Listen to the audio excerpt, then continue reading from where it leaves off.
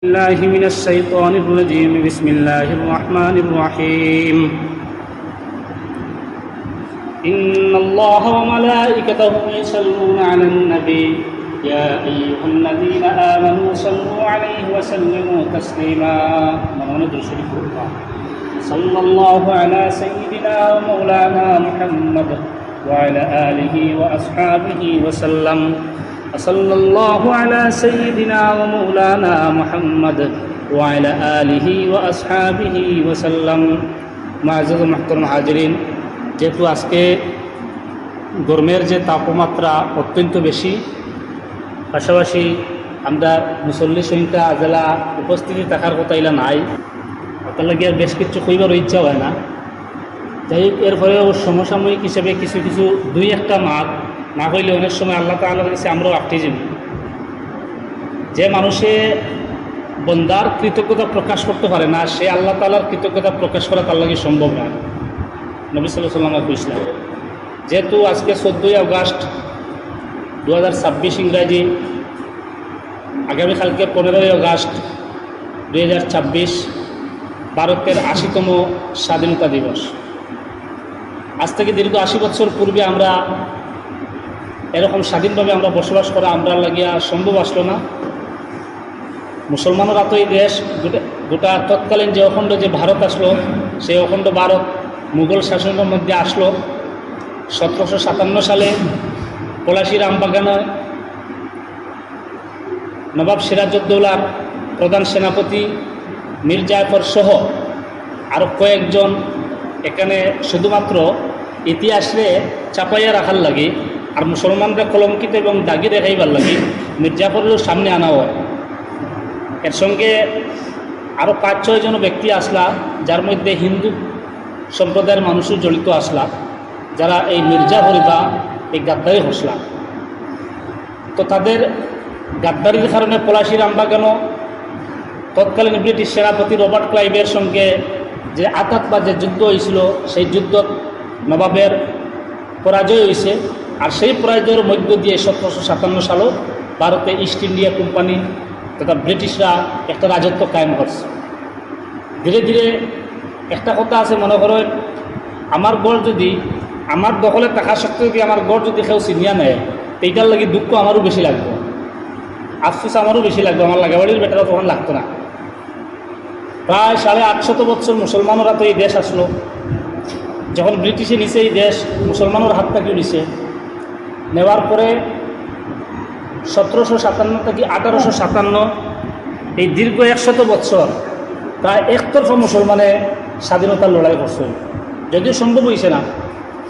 কিন্তু বর্তমান যে ইতিহাস, সেই ইতিহাসে আমরা 1857 থেকে ইতিহাসও দেখায়, অর্থাৎ মঙ্গল পাণ্ডে দেখায় স্বাধীনতার প্রথম শহীদ 1857 সালে সিপাহী মহাবিদ্রোহে যেই শহীদ হয়েছিলাম। এর আগের যে 100 বছর, এই 100 বছর গেল কই? আমরা যদি সত্যিকারের ইতিহাসে যাই, তাহলে স্বাধীনতার প্রথম শহীদ নবাব সিরাজউদ্দৌলা, পর্যায়ক্রমে হায়দর আলী, টিপু সুলতান, এরা প্রথম নেতৃত্ব দিছে। এরপরে ভারতের স্বাধীনতা সংগ্রামে যে উলামায়ে কেরামের অবদান একদম অস্বীকার করার মতো না বা ভোলার মতো না। আমরা জানি ইন্ডিয়া গেটের মধ্যে স্বাধীনতার সংগ্রামী হলো নামাজ। আজকের যেই ভারত 24% মুসলমান, সেই ভারতের ইন্ডিয়া গেটেও কিন্তু 65% স্বাধীনতার সংগ্রামী মুসলমানের নাম। তদুপরি স্বাধীনতার 80 বছর বাদে আমরা দেখানি লাগে আমরা দেশপ্রেমিক কিনা। তথাকথিত কিছু রাজনৈতিক দল বা কিছু সংগঠনকে আমরা সার্টিফিকেট দেওয়া লাগে, এর নেপথ্যে কিছু আমাদেরও ভুল আছে। স্বাধীনতার 80 বছর হয়ে গেছে, কিন্তু আমরার ইতিহাসে আমরা জানার চেষ্টা করছি না। এই যে ইতিহাসে বিকৃতি করা হয়েছে, যারা শোষণ করছিল এই দেশ, যে ব্রিটিশ সাম্রাজ্যবাদী সরকার, তারাই ইতিহাস আবার বানাইয়া দিয়া গেছে। তো তারা যখন ইতিহাস বানাইছে, অবভিয়াসলি এটা ইতিহাস পুরোপুরি সত্য হইতো না। তো পশ্চিমবঙ্গের একজন লেখক এবং পাশাপাশি অধ্যাপক, পাশাপাশি মৌলানা অধ্যাপক গোলাম মোহাম্মদ মুর্তজা, তাকে কয়েকটা বই লিখলাম, তোর মধ্যে একটা চেপে রাখা ইতিহাস। তো সেটা কলকাতা পশ্চিমবঙ্গ বিধানসভা বিল পাস হইয়া সেই চেপে রাখা ইতিহাসটা ব্যান করা হয়েছে। ওটার পরিপ্রেক্ষিতে তিনি আবার বানাইছিল বাজেয়াপ্ত ইতিহাস, বজ্রকলম, আরও অন্যান্য বিভিন্ন বই তাই লেখছই। যাই হোক, তো আমরা শুধুমাত্র যে এই দীর্ঘ স্বাধীনতা সংগ্রামে ভারতের আলিম সমাজ তথা মুসলমান সম্প্রদায়ের যে ত্যাগ তিতিক্ষা সেটারে স্মরণ করতে গিয়া তাদের প্রতি শ্রদ্ধা নিবেদন করতে আজকে এই প্রসঙ্গটা আনছি। স্বাধীনতা সংগ্রামে উলামায়েদের অবদান দীর্ঘ ও গুরুত্বপূর্ণ। ব্রিটিশ বিরোধী আন্দোলনে তারা শুধু ধর্মীয় নেতৃত্বই দেননি, বরং সংগঠন গড়ে তোলা, জনমত সৃষ্টি, অসহযোগ, বিদেশি পণ্য বয়কট, কারাবরণ এবং স্বাধীনতার দাবিকে জোরদার করার ক্ষেত্রেও সক্রিয় ভূমিকা পালন করেন। আপনারা জানেন দেওবন্দ মাদ্রাসাও কিন্তু ওটার উপরে ভিত্তি করে প্রতিষ্ঠা হয়েছিল। দেওবন্দ মাদ্রাসা শুধুমাত্র আলিম দেশে দিছে না, শুধুমাত্র ধর্মের জ্ঞান দিছে না, পাশাপাশি স্বাধীনতার সেনানী, মুক্তিযোদ্ধা, বীর সৈনিক হলে জন্ম দিছে। তো এর মধ্যে যে প্রথম উল্লেখযোগ্য কয়টা নাম, শাইখুল হিন্দ মৌলানা মাহমুদুল হাসান, মৌলানা ওবায়দুল্লাহ সিন্ধি, যে নেতাজি সুভাষচন্দ্র বসুর নাম আমরা জানি, সেই নেতাজি সুভাষচন্দ্র বসুর রাজনৈতিক গুরু আসলাম মৌলানা ওবায়দুল্লাহ সিন্ধি। কিন্তু আজকের দিনেও আমরা নেতাজি সুভাষচন্দ্র বসুর নাম জানলেও মৌলানা ওবায়দুল্লাহ সিন্ধির নাম আমরা জানি না। তো এটা পরিকল্পিতভাবে এগুলো লুকানি হয়েছে।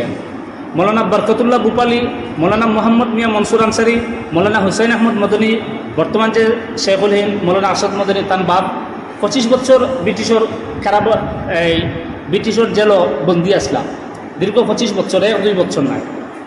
মৌলানা কিফায়াতুল্লাহ দেহলভি, মৌলানা আবুল কালাম আজাদ, যেহেতু যখন স্বাধীনতার পরে কংগ্রেসে যখন ক্ষমতা দখল করছে, ক্ষমতার পরে মৌলানা আজাদ শিক্ষামন্ত্রী আসলাম, ওই হিসাবে তার নামক আমরা তুলা পাই, যেহেতু তার রাজনৈতিকভাবে তাই জড়িত আসলে ওই হিসাবে তুলা পাওয়া যায়। বাকি মৌলানা মোহাম্মদ আলী জৌহর, আপনারা বর্তমানে নেট সেট বা ইউটিউব দেখলে দেখবা লখনৌত মৌলানা মোহাম্মদ আলী জৌহরের নামে একটা ইউনিভার্সিটি আসলো। সেই ইউনিভার্সিটির 40টা ভবন আছে, 40টা বিল্ডিং, 38টা বিল্ডিংরে উত্তরপ্রদেশ সরকারে অবৈধ হইয়া ভাঙ্গিবার নির্দেশ দিলাইছে। তো একটা ইউনিভার্সিটি যদি 38টা বিল্ডিং যদি ভাঙ্গি যায়, তো 2টা বাকি থাকলে ইউনিভার্সিটিটা থাকবো না। তো ও মৌলানা মোহাম্মদ আলী জৌহরের নাম এটা বানানো হয়েছিল। মৌলানা শওকত আলী তানুবাই, মৌলানা আব্দুল বারি ফিরিঙ্গি, মৌলানা হিফজুর রহমান, মৌলানা আহমদ সাইদ দেহলভি, মৌলানা আবুল মাহসিন সাজ্জাদ, মৌলানা সৈয়দ আল্লামা আনোয়ার শাহ কাশ্মীরি, মানে এরা একটা দীর্ঘ ইতিহাস আছে। প্রায় দিল্লির 1700 সামথিং 61 সালও দিল্লির ফতেপুর থেকে লইয়া দিল্লিতে ফতেপুর হয়ে একটা জায়গা আছে, জামা মসজিদ পর্যন্ত রাস্তার আশেপাশে কোনো গাছ বাকি রয়েছে না যে গাছে একজন উলামারে ফাঁসি দেওয়া হয়েছে না। প্রায় ঐতিহাসিকদের মতে 57,000-এরও বেশি উলামাগুলোরে ফাঁসি দেওয়া হয়েছে। দীর্ঘ 190 বছরের সংগ্রামে 12 লক্ষেরও বেশি মুসলমানের শুধুমাত্র এই দেশের লাগি প্রাণ বিসর্জন দিছে।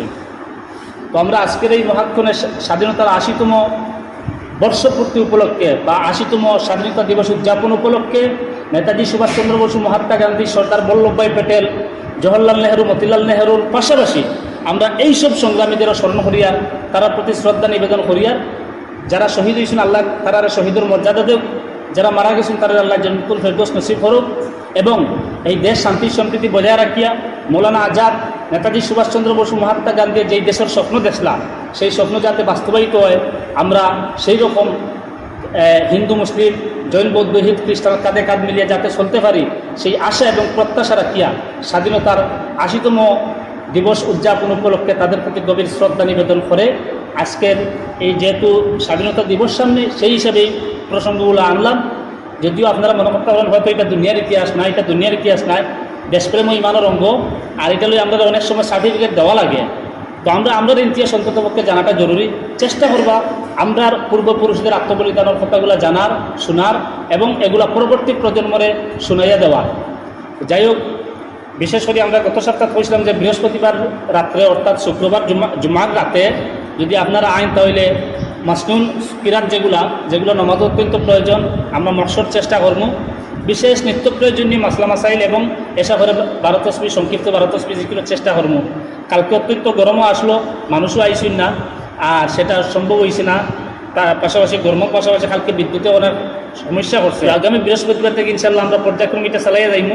কোনো যদি আল্লাহ তালার পক্ষ থেকে কোনো মুসিবত না হয় তাহলে আমরা ইনশাল্লাহ এটা বন্ধ করতাম না। আগামী বৃহস্পতিবার থেকে আমরা এটা চালাইয়া যাইমু। আপনারা যে বাড়িতে হয় এইবার চেষ্টা করবা, অংশগ্রহণ করার চেষ্টা করবা। আর যেহেতু স্বাধীনতা দিবস উপলক্ষে ছাত্র মসজিদে আইতেও না, কালকে সকালে 7:30টায় ফ্ল্যাগ হোস্টিংয়ের টাইম। আর আমরা যে নদ্দাদুক তামিরের যে বোর্ড দ্বারা সবাই মুক্ত পরিচালিত হয়, সেই বোর্ডের যে ছুটির দিনগুলো আছে, সেই ছুটির দিনগুলো তো স্বাধীনতা দিবসের ছুটি আছে। সেই হিসাবে কালকে আর পরশু আমার ব্যক্তিগত কারণে 2 দিন বন্ধ থাকবো। সোমবার থেকে যথারীতি আবার মক্তব চলবো। আর যেহেতু বর্তমানে সেন্সাস চলে, যদি সেন্সাসর যদি কারোর কোনো সাহায্য সহযোগিতার প্রয়োজন হয়, জিম্মাবাদে আমার লগে যোগাযোগ করবা। যেহেতু বিকেলে আমি যাই গিয়া, সন্ধ্যার আগ পর্যন্ত যার যতটুকু সহযোগিতা করা লাগে আমি করিয়া দিব। এটা খুব কঠিন কাজ না, একদম সহজ। আল্লাহ তাআলা আমরা কোয়া হুনার থেকে বেশি বেশি আমলের তৌফিক দিক। ওমা আলাইনা ইল্লাল বালাগ।